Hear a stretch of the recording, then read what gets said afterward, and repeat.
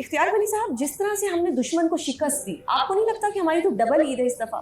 میں یہی کہنے لگا تھا کہ اس بار عید الاضحیٰ کا مزہ جو ہے نا وہ کچھ دوبالا اس طرح ہوا کہ ہم نے انڈیا کا کافی حساب چکا دیا ہے. بالکل. اور وزیر اعظم صاحب نے تو بڑا اچھا کہہ دیا تھا کہ تم نے جو گھاو لگایا تھا 1971 میں, ہم نے تمہارا وہ حساب بھی پورا کر دیا ہے. تو الحمدللہ جو قوم اس وقت زمین پر, پارلیمنٹ میں, میڈیا پر, سوشل میڈیا پر, بارڈر پر, فضا میں اور سمندری حدود میں, بالکل, وہ ساری جنگیں ہم جیت چکے ہیں. تو اس وقت پاکستانی قوم جو ہے میرے خیال میں they are feeling like a conqueror nation, اور ہم فتح کر چکے ہیں. اور یہ ہماری جو برتری ہے اس میں اللہ کا احسان, اللہ کا شامل حال ہونا, یہ بہت میٹر کرتا ہے. بالکل. مطلب اپنے سے کئی گنا بڑے دشمن جس کے پاس ہم سے بہت زیادہ طیارے ہیں, ان کے پاس ہم سے بہت بڑی فوج تھی, اس کے پاس ہمارے سے کئی سینکڑوں گنا اس کی بڑی اکانومی ہے, لیکن ہم نے اس کے دانت ایسے کٹے کر دیے کہ ابھی تک اس کو جو گھاؤ ہم نے لگایا ہے میرے خیال میں کنڈی صاحب وہ ابھی تک میرے خیال میں پٹیاں کروا رہا ہوگا, اور جو تقریریں آئے دن کرتا رہتا ہے اس کا رونا ہم سنتے رہتے ہیں. تو اس کا مطلب یہ ہے کہ ہم نے اس بار جو ضرب لگائی ہے وہ بڑی گہری ہے, اور وہ ایک بڑا عرصہ لگے گا اس کو ریپیئر کرنے میں. تو میرے خیال میں یہ عید کے ساتھ ساتھ پاکستانی قوم کو جس طرح یہ اللہ نے عزتوں سے نوازا ہے, قوم کو یہ بھی بہت بہت مبارک. No doubt. ایک اور سوال آپ تینوں کے حصے میں کرنا چاہوں گی کہ ایک ٹائم ہوتا تھا کہ عید کے کارڈ بھیجے جاتے تھے, پوسٹ کیے جاتے تھے, آپ نے بھی بچپن میں ایسا ٹائم دیکھا ہوگا. اب آہستہ آہستہ یہ روایت ختم ہوتی جا رہی ہے. واٹس ایپ پہ ایک گروپ ہوتے ہیں, اس میں عید مبارک بھیجی, سب کو وہ چلا گیا. فیصل صاحب کیا سٹانس ہے آپ کا اس پہ, کہ کیا سوشل میڈیا نے ہمیں دور کر دیا ایک دوسرے سے یا نزدیک کیا؟ آئی ایگری ود یو کہ سوشل میڈیا نے حالات نے, اگر آپ کہیں جو اس وقت سوشل میڈیا نہیں ہے, دیکھیں اب ایڈوانس ٹیکنالوجی کی طرف گئے ہیں. بالکل. اور اس میں پہلے ڈیفینیٹلی عید کارڈ ہوتا ہے, انتظار ہوتا ہے کہ عید کارڈ ہے, اس پہ آپ ریپلائی کرتے ہیں یا کوئی عید آپ کرتے ہیں. اب یہ ہوتا ہے جیسے اختیار ولی صاحب نے کہ چوتھی دن ہم بیٹھتے ہیں موبائل پہ, بالکل, کیونکہ وہ جو 3 دن مصروفیت ہے, چوتھے دن شروع ہوتے ہیں, اس میں بھی 10-15 دن لگتے ہیں جواب دینے میں, کیونکہ وہ سب میسج پڑھنے پڑتے ہیں. خدا نخواستہ کسی نے کوئی اس میں وہ ہو کہ آپ نے اس نے کوئی اور میسج بھیجا, کوئی ایسے ہو جو کام ہو, رسپونڈ کرنا پڑتا ہے, تو اس کو پڑھنا پڑتا ہے کہ واقعی عید کا میسج ہے, کوئی اور میسج ہے, کہ اس کو ہم اس کو یہ نہیں کہتے عید مبارک ہو. لیکن وہ بھی ایک بڑا ہی ہے, کیونکہ جس کے پاس موبائل ہے آپ کو عید مبارک کا وہ کارڈ یا میسج کرتے ہیں. تو میری تو اپنی پوری کوشش رہتی ہے کہ میں ان کو, چاہے وہ 10-15 دن گزر بھی جائے تو میں رپلائی ان کو وہی ہوتی ہے ان کو. اور یہ اس کی وجہ سے سوشل میڈیا ہی ہے جس کی وجہ سے جو ہے یہ میں سمجھتا ہوں کہ کارڈ سسٹم ہو گیا.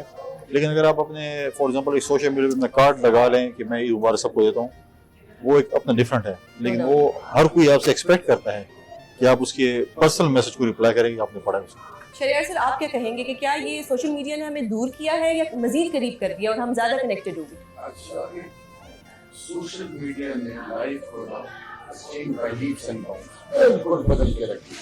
whether we like it or not, social media is the order of the day.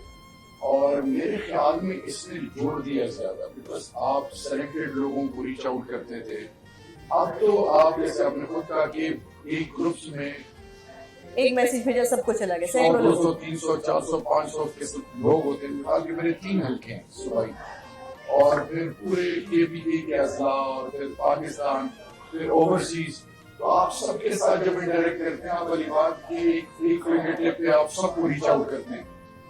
اس کا فائدہ بھی ہے اور اس کا نقصان بھی ہے. فائدہ یہ ہے کہ آپ سب کو ریچ آؤٹ کرتے ہیں. نقصان یہ کہ جیسے آپ مثال کبھی ہم یہاں بیٹھے ہیں, ہم میں سے کوئی بھی فون اٹینڈ نہیں کر سکتا, رسپونڈ نہیں کر سکتا, اور لوگ بڑے ٹیمپرامنٹل ہیں.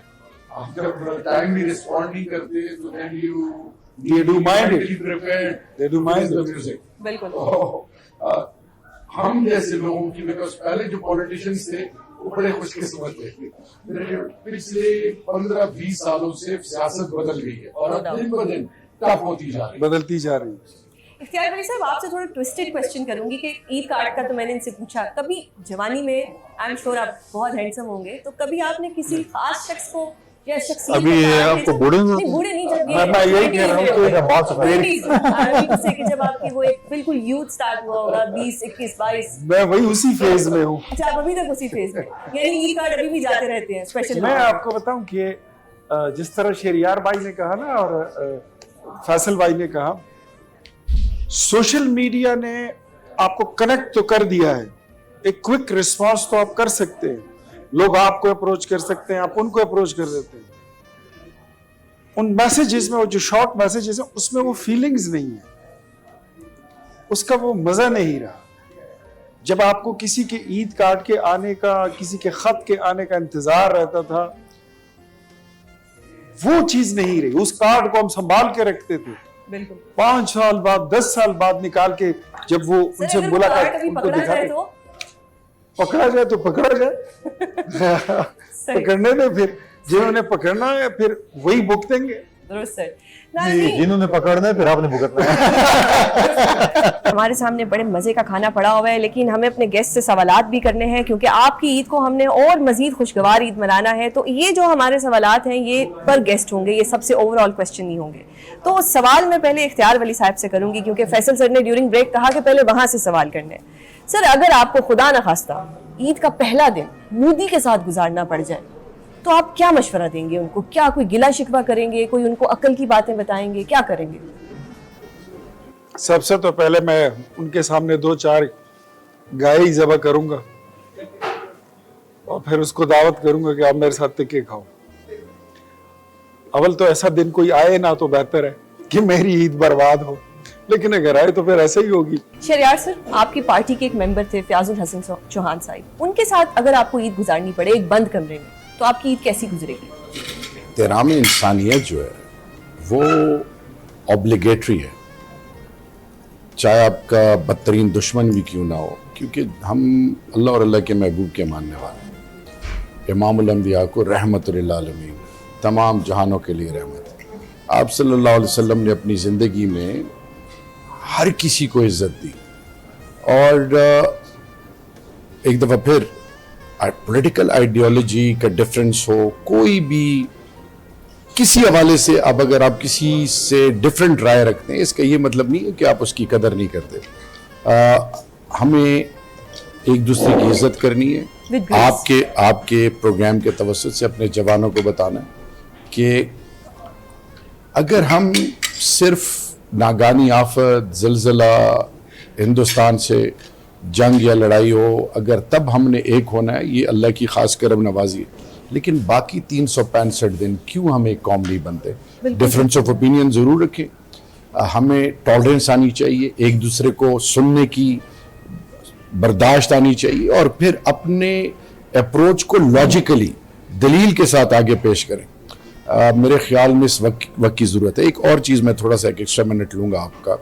आपने क्वेश्चन किया था कि आपकी बचपन की ईद कैसे गुजरती थी, तो आपके प्रोग्राम के तवस्सुत से मेरे वालिद साहब MNA भी थे, डिस्ट्रिक्ट काउंसिल चेयरमैन भी थे, हम बच्चे थे छोटे, साल में एक जोड़ा मिलता था।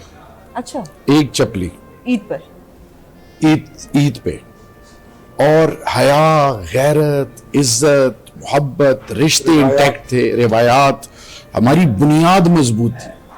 तरबियत माँ बाप के अलावा आपके मुआशरे से आपको वो तरबियत मिलती थी जिससे आप वो इंसान बनते थे जो बड़ों की इज्जत होती थी, इखलास होता था, और फिर छोटों पे शफकत और बड़ों के लिए एहतराम। तो अब रिक्वेस्ट ये है कि वो वैल्यूज जो हैं उनको होल्ड करना है, और मेरे इस आज के दिन के तवस्सुत से ये मैसेज होगा अपने पूरी कौम के जवानों को, आने वाली नस्लों को, कि अपने बड़ों का एहतराम करें,